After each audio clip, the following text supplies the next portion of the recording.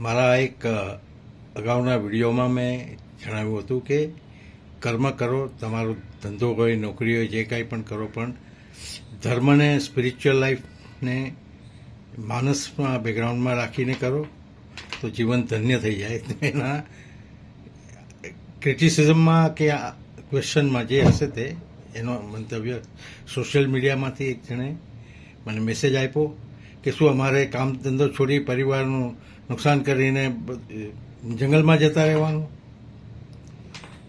હવે એનો આન્સર તો હવે શું કહેવું.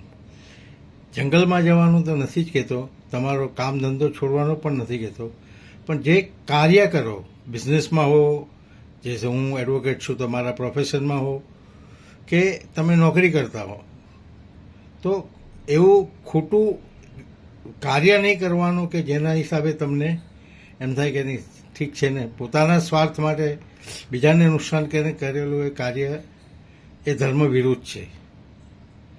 મારું કહેવાનું એટલું જ છે. હવે આ વિષય પર તો કલાકો સુધી વાત થઈ શકે, પણ શોર્ટમાં આઈ હેવ એક્સપ્લેન ધીસ.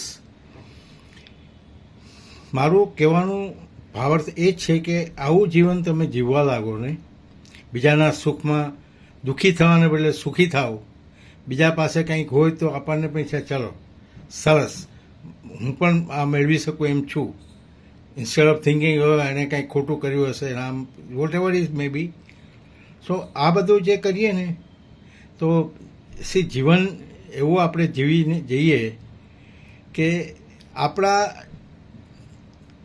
ભૂતકાળને જ્યારે પણ આપણે સંસ્મરણ કરીએ, યાદ કરીએ, ત્યારે એ યાદ આપણને ફરી યાદ કરે તો પણ ફરીને ફરી વાર યાદ કરે તો પણ એક ખુશી આપવી જોઈએ કે નહીં આ મેં સારું કર્યું. એવું જીવન ન હોવું જોઈએ કે આપકો ભૂતકાળ યાદ આવે ને એક ફરિયાદ રહી જાય કે ચાલો આ ખોટું થઈ ગયું.